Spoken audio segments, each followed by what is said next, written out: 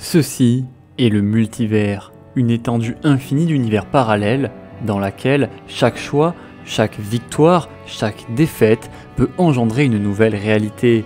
Mais le multivers n'a pas toujours été aussi stable, il est né d'une guerre, d'un conflit et a été de nombreuses fois ravagé par des entités à la puissance inimaginable. Et si aujourd'hui nous en sommes au 8e cosmos, soit la 8e itération du multivers, je vous propose qu'ensemble on remonte le temps jusqu'à l'aube de la création, jusqu'à l'origine même du firmament. Alors aujourd'hui, découvrons ensemble l'histoire de l'omnivers Marvel.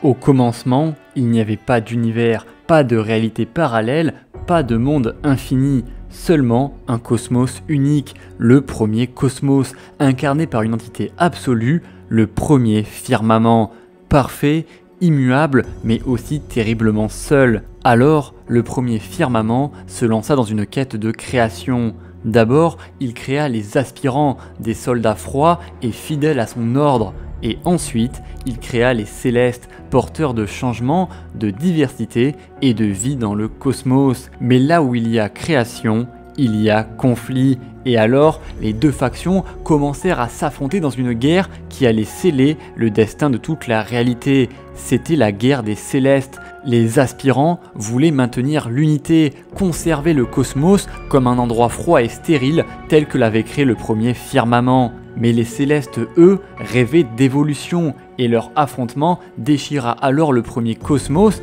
le brisa en des milliers d'éclats. Et de ces fragments justement, naquit alors l'inimaginable, un océan de réalité, un champ infini de mondes possibles. C'était le premier multivers. Le premier multivers qui, vous l'avez compris, est donc le second cosmos, un nouvel univers peuplé de réalités alternatives. Et à partir de là, un cycle inexorable s'enclencha. Chaque multivers connaîtrait une fin. Chaque fin donnerait alors naissance à une nouvelle ère. Et c'est ainsi que débuta véritablement l'histoire du multivers Marvel.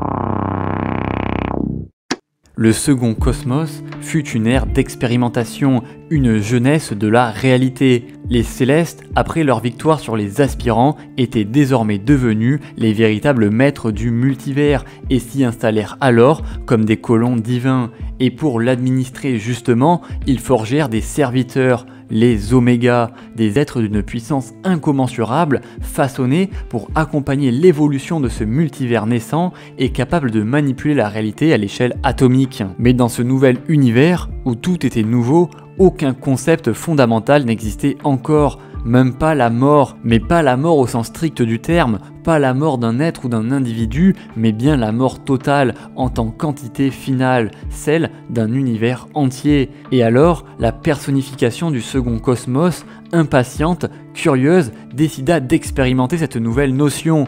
Et alors, elle choisit de mourir de son plein gré, afin de renaître dans un troisième cosmos qui serait maintenant capable d'utiliser les concepts fondamentaux de la vie et de la mort. Mais alors justement que ce second cosmos était en train de mourir, les célestes bien sûr migrèrent comme à chaque cycle vers le troisième cosmos. Sauf que les Oméga, leurs serviteurs, décidèrent de faire un tout autre choix. Ils décidèrent en effet de rester dans les vestiges du second cosmos, au-delà des limites du nouveau multivers, perdus dans un vide infini, détachés de toute réalité fondamentale. Sauf que des centaines de milliards d'années plus tard, les Oméga allaient être redécouverts par le multivers principal. Ils deviendraient l'une des forces les plus mystérieuses et les plus redoutées du multivers. Ils deviendraient ce qu'on appelle les Beyonders.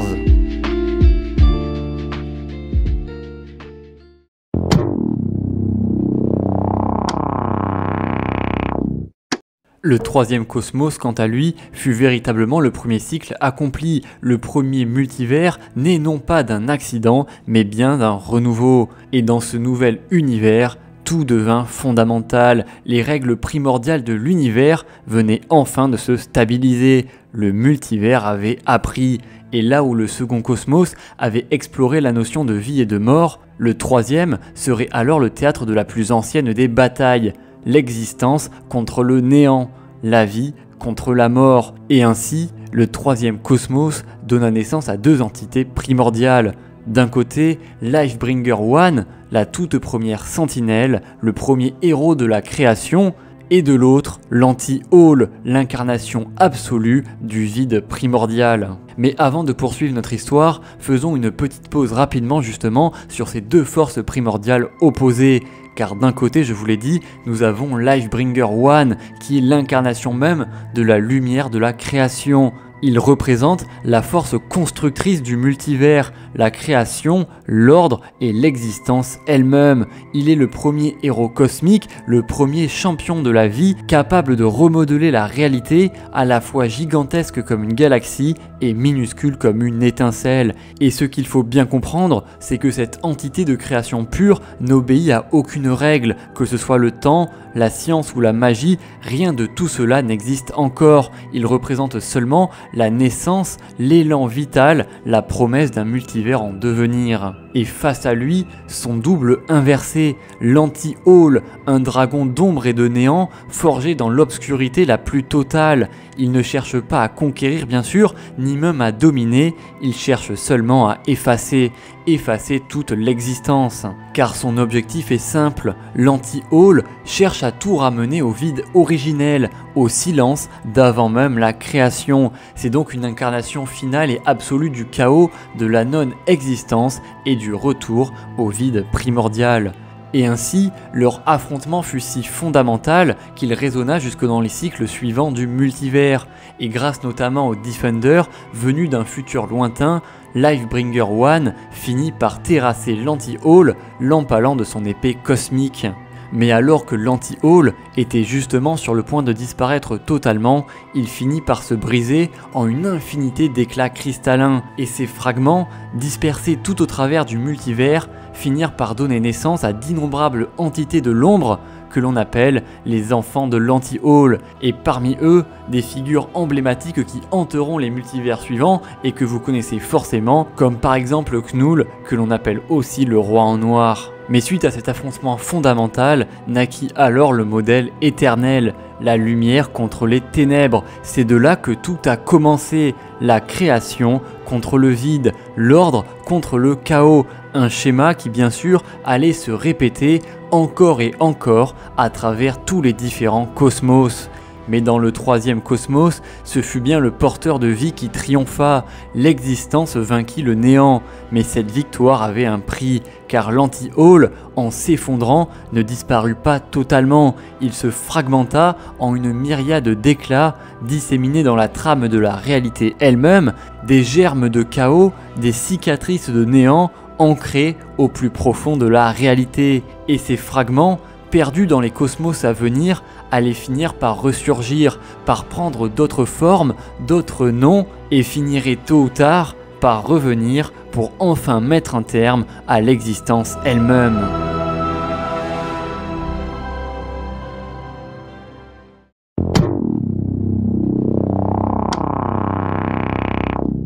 Le quatrième cosmos fut celui des archétypes, un univers façonné non pas par des individus, mais par des concepts vivants, des figures symboliques liées à des motifs éternels. Chaque être, chaque entité incarnait alors une idée pure, la destruction, la création, la justice ou par exemple même la lumière. Et ces archétypes justement se livraient à des conflits sans fin, prisonniers des cycles imposés par leur propre nature. Et pourtant, dans ces archétypes primordiaux, on reconnaissait déjà les traits essentiels de ceux qui façonneraient les héros de demain. Et oui, mes petites pauses, pendant l'ère des archétypes, on voit bien notamment sur cette image que certains archétypes primordiaux donneront bien sûr naissance à des héros que l'on connaît bien, comme par exemple Captain America ici, ou encore Daredevil juste en bas. Oui, en fait, Daredevil c'est le descendant d'une entité cosmique, qu'est-ce que tu vas faire en fait ? Mais le plus intéressant, c'est qu'au cœur même du quatrième cosmos se cache une terrible menace, le What Must Be, l'incarnation primordiale du dévoreur de mondes. une entité primordiale dont l'appétit infini menaçait de consumer tous les autres archétypes et ainsi de briser l'équilibre fragile de ce cosmos. Mais encore une fois, un changement important dans l'équilibre du cosmos survint, et ce, encore une fois grâce aux Defenders qui parvinrent à convaincre ces entités d'abandonner leur chaîne. Et pour la première fois, les archétypes refusèrent de suivre leur pattern éternel. Ils s'unirent enfin, et dans ce geste inédit, le What Must Be fut transformé en What Can Be, et l'archétype de la destruction devint alors celui de la création. Le dévoreur se mua ainsi en porteur de vie. Et ce basculement justement marqua une rupture décisive, car les archétypes et leurs motifs, nés dans le 4e cosmos, allaient voyager à travers les cycles suivants. Leur ombre et leurs reflets allaient se perpétuer dans chaque nouvel univers, donnant systématiquement naissance à des figures familières que nous connaissons encore aujourd'hui. Le 4e cosmos restera alors gravé comme l'ère des symboles, des idéaux, de grandes idées universelles qui donnèrent véritablement une âme au multivers et qui permettraient bientôt l'avènement de grands héros.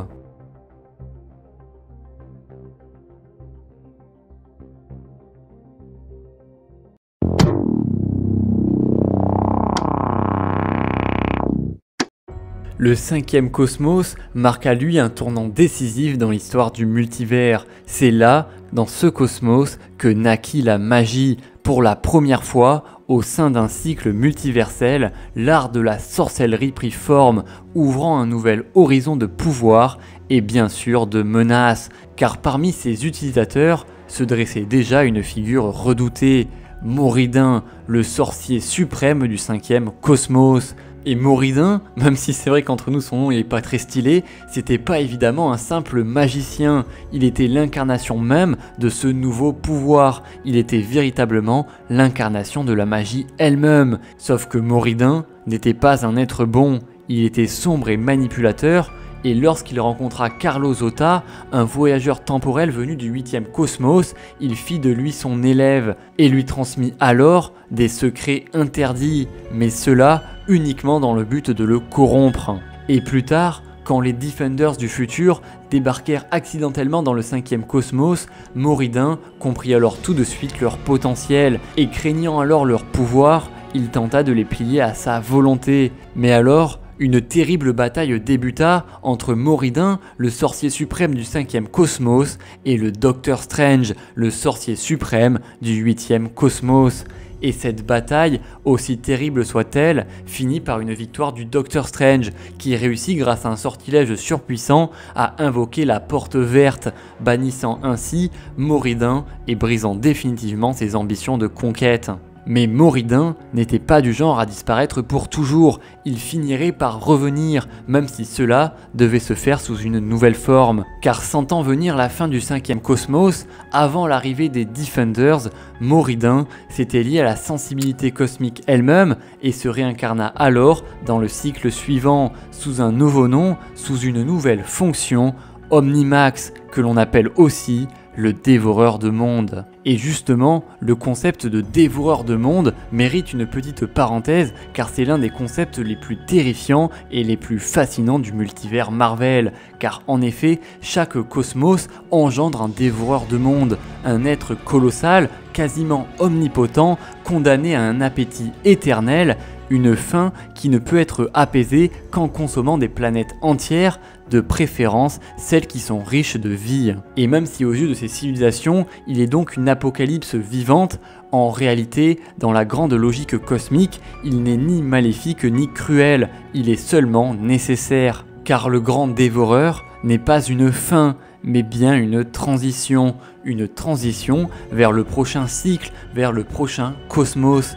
Et ainsi, chaque cycle du multivers voit renaître son grand dévoreur, qui est en fait une fusion entre l'essence du cosmos qui s'éteint et le dernier survivant du précédent cosmos. Et justement, pour en revenir au 5e cosmos, ce dernier va créer deux notions essentielles dans l'univers Marvel. Tout d'abord la magie, mais aussi le cycle éternel du dévoreur de monde, la fin cosmique qui plane inévitablement sur toute existence.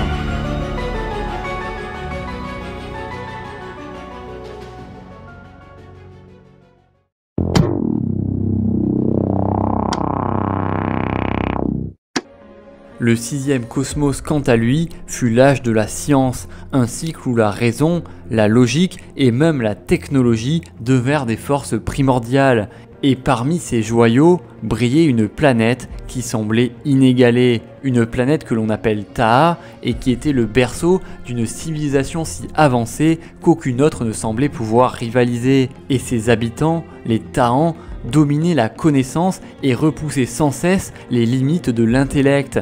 Mais même la science la plus parfaite ne peut enrayer la fin de l'univers, car malgré toutes leurs prouesses technologiques, les Tahans s'aperçurent qu'une menace approchait à grands pas, une menace que même la technologie ne pouvait enrayer, une menace que l'on appelle l'hiver noir, une entité absolue. Et bien sûr, vous l'aurez compris, l'hiver noir est en fait le grand dévoreur du sixième cosmos. C'est une entité de chaos absolu qui annonce la fin de cet univers.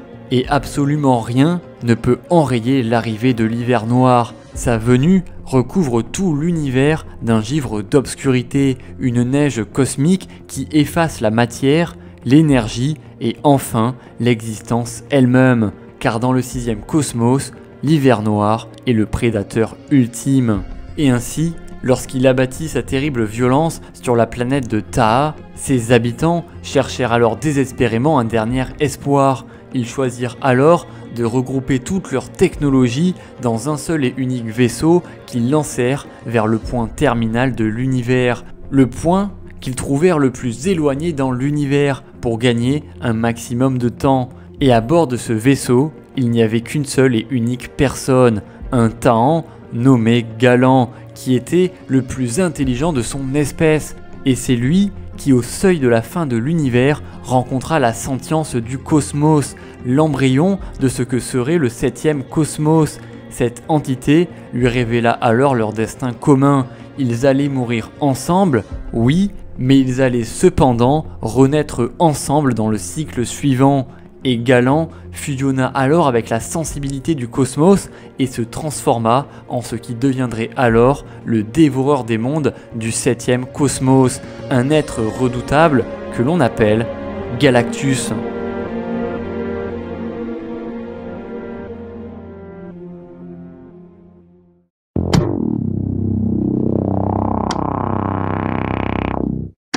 Le septième cosmos fut bien sûr le multivers que vous et moi nous connaissions le mieux, jusqu'au jour bien sûr où il prit fin. Mais avant ça, il abritait d'innombrables réalités, mais parmi elles, deux se détachaient particulièrement.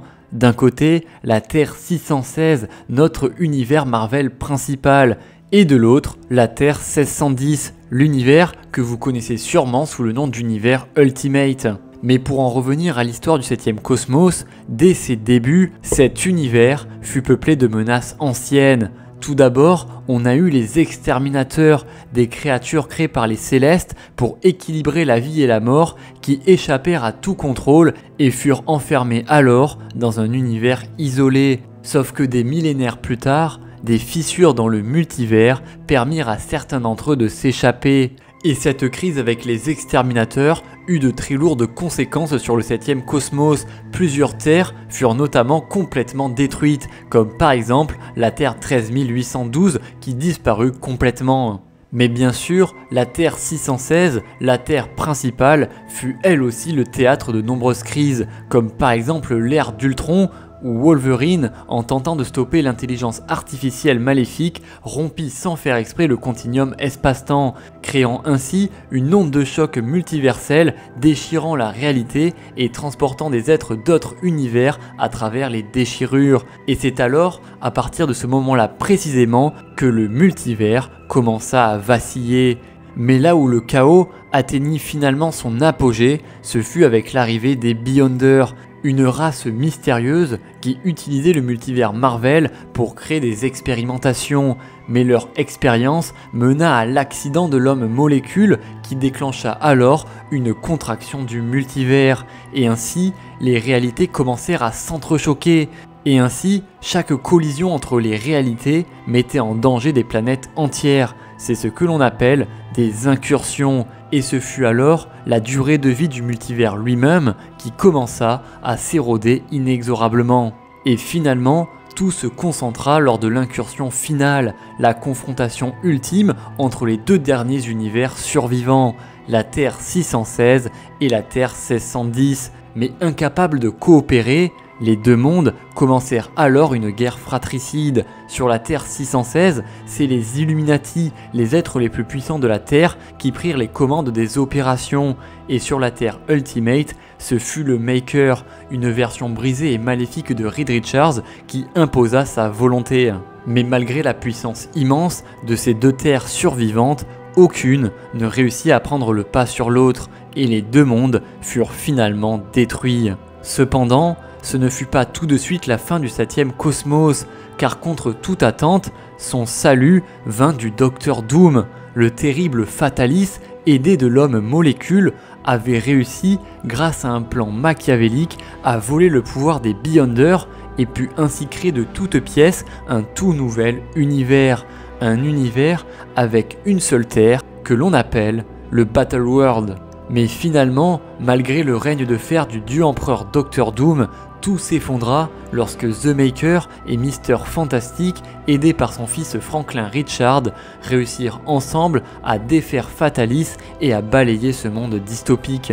Et alors, ce fut Franklin Richard, l'être le plus puissant du multivers, qui grâce à ses pouvoirs cosmiques de modification de la réalité, réussit alors à créer un tout nouvel univers. Pourtant, le 8e cosmos n'est pas un recommencement absolu, car contrairement aux autres cycles, Franklin Richard, lui, put réussir à transférer une majeure partie du 7e cosmos directement dans le cycle suivant, ce qui bien sûr permettra à tous les héros de conserver leurs souvenirs, mais ce qui créera alors de terribles paradoxes.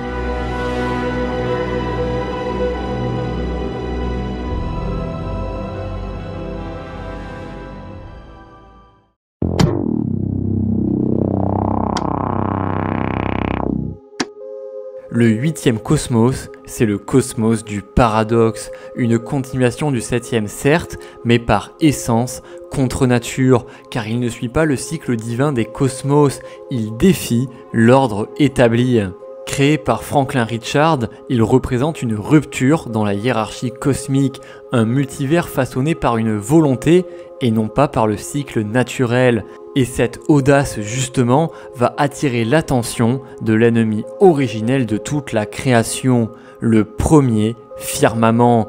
Irrité par l'existence de réalités multiples, il profita de la récente renaissance d'éternité pour l'enchaîner et envoyer ses aspirants la corrompre et la détruire de l'intérieur. Mais avant de vous parler plus en détail de l'histoire justement de ce 8e cosmos, faisons une pause rapidement pour parler de l'éternité qui est un des concepts primordiaux de l'univers et l'un des piliers du multivers. Car l'éternité est l'entité cosmique qui est souvent perçue comme la personnification de l'univers lui-même. Sauf que paradoxalement, l'éternité n'est pas éternelle, car oui, chaque éternité meurt et renaît au fur et à mesure que naissent et meurent les cosmos. Il y a donc 8 éternités différentes, puisqu'il y a eu 8 cosmos différents.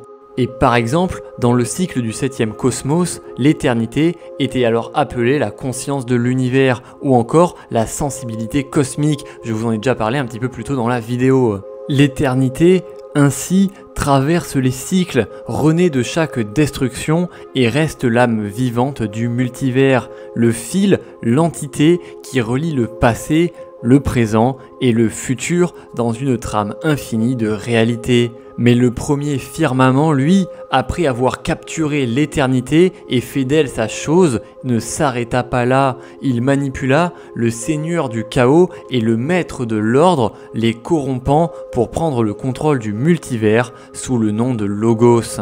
Et face à cette menace, c'est The Maker qui fut forcé d'intervenir. Il récolta alors l'essence des aspirants et utilisa la technologie du haut évolutionnaire pour perturber le superflu, ce réseau séparant les réalités, fusionnant tous les univers d'éternité en un seul et même omnivers. Oui, en gros, pour ceux qui voient pas, le superflu dans Marvel, c'est le bleed dans DC Comics, c'est la même chose. Sauf que bien sûr, vous vous en doutez, mais le Maker ne va pas faire ça par altruisme, il va en réalité se servir de l'énergie qu'il a détournée du superflu pour ressusciter les Ultimates et faire revenir son univers disparu. Mais malgré l'énergie qu'avait détourné le Maker et qui avait un peu affaibli le premier firmament, cela n'était pas encore assez, et l'éternité elle-même commença alors à se détériorer, et contre toute attente, ce fut alors Galactus, le dévoreur de mondes, qui vint alors sauver le multivers, car il envoya ses propres Ultimates pour contenir ce désastre. Et grâce à Spectrum, au maître de l'évolution et aux deux équipes d'Ultimate, les dégâts qu'avait causé le premier firmament au superflu furent inversés. Et Galactus, pour combattre les aspirants, créa alors l'équipe la plus puissante de tout le multivers. Une équipe que l'on appelle l'Infinity Watch et qui rassemble les entités les plus puissantes du multivers Marvel. On a notamment Ego, la planète vivante dans sa forme Ego Prime. On a aussi Psy-Hawk qui est un dieu guerrier psychique. On a bien sûr Galactus dans l'une de ses formes les plus puissantes puisqu'il a les pouvoirs du Lifebringer dont on a parlé au tout début de la vidéo, donc on a quand même des pouvoirs assez énervés. Mais c'est pas tout parce que dans cette équipe on a aussi la Never Queen qui est littéralement une entité cosmique qui représente la personnification finalement des possibilités qu'offre le multivers, donc évidemment elle est surpuissante et en plus de ça c'est la femme de l'éternité, donc bon voilà, elle est légèrement vénère que quelqu'un soit en train de tuer son mec. Et pour finir on a aussi Black Panther qui a les pouvoirs cosmiques du dieu Tigre. Bon alors posez pas de questions, il est là, c'est déjà pas mal. Et vous vous doutez bien qu'avec une équipe aussi puissante, eh bien ils réussiront évidemment à vaincre les aspirants ainsi que Logos, qui je vous le rappelle du coup était l'incarnation, l'avatar du premier firmament. Et tous ensemble, ils réussirent aussi à sauver l'éternité en invoquant toutes les incarnations des anciens cosmos afin de soigner l'éternité de manière complète et totale. Et pour faire ça, du coup, ils sont allés directement dans les Far Shores. Bon, je vous fais aussi une petite parenthèse sur les Far Shores parce que c'est un élément très important du coup du multivers Marvel, car en effet, dans de nombreux mythes cosmiques, avant même la création, eh bien, il y avait le chaos primordial que l'on appelle aussi l'abîme primordial ou le vide primordial. Et dans le langage du multivers, on l'appelle aujourd'hui les Far Shores. C'est le royaume de la non-existence où il n'y a ni temps ni espace qui existent. C'est un lieu totalement étranger aux lois qui gouvernent les univers, car rappelez-vous, toutes les lois du temps, de la vie, etc. sont nées dans les différents cosmos, sauf que dans les Far Shores, il n'y a jamais eu les différents cosmos. C'est donc un endroit vide représentant finalement le chaos absolu. Et ce qu'il faut savoir, c'est que tous les multivers naissent d'un vide similaire et finissent inévitablement par y retourner. Mais ce n'est jamais une fin définitive, le cycle cosmique est éternel et ce vide donnera toujours naissance à de nouvelles réalités. Sauf que bien sûr, les Far Shores ont d'autres utilités, ce sont aussi les domaines de certaines entités cosmiques incarnant le néant absolu, comme par exemple Oblivion ou encore le Chaos King. Et au fil du temps, d'autres êtres y furent exilés, y compris le premier firmament après sa défaite en tant que Logos, ou encore le Challenger et même Thanos. Et d'ailleurs, si un jour vous voulez une vidéo sur les endroits les plus mystérieux du multivers Marvel, n'hésitez pas à me le dire en commentaire. On peut aussi faire évidemment les objets, etc. J'ai mentionné par exemple plutôt la porte verte, si jamais ça vous intéresse, n'hésitez pas à me le dire en commentaire. Mais pour en revenir au 8e cosmos, celui-ci est encore aujourd'hui du coup le cosmos actuel, l'univers dans lequel toutes les histoires que vous lisez prennent place. Et certains s'amusent même à théoriser sur comment est-ce que le 8e cosmos va finir. Et pour conclure cette vidéo, je vais vous proposer 3 hypothèses de fin du 8e cosmos et je vous invite à me dire en commentaire laquelle est-ce que vous préférez. Car en effet, selon les fans de Marvel, 3 destins semblent se destiner pour le 8e cosmos.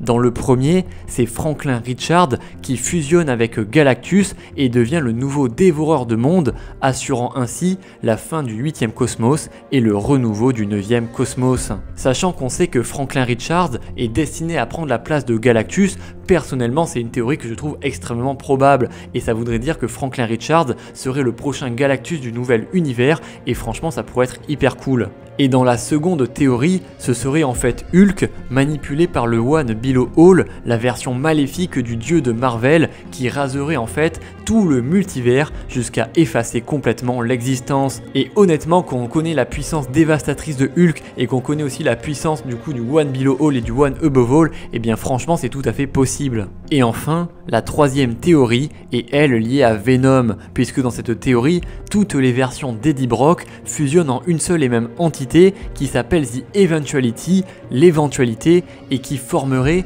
une version parfaite du Roi en Noir, du King in Black, et qui du coup détruirait entièrement le 8e cosmos pour le faire revenir à l'état de vide primordial, puisque tel est le but de tous les King in Black.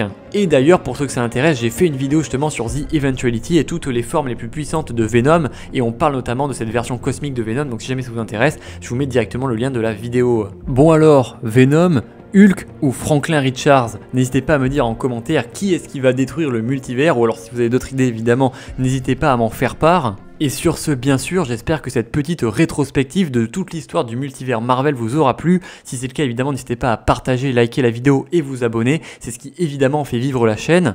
Comme d'habitude aussi, n'hésitez pas à regarder la description, vous avez évidemment le lien vers Eurocomics Grade, la première entreprise française de création de comics. Comme d'hab, merci à tous de faire vivre le projet, c'est vraiment un truc de dingue et je vous en remercie chaudement. Et sur ce, j'espère que cette vidéo vous aura plu et je vous dis à très vite pour de prochaines vidéos.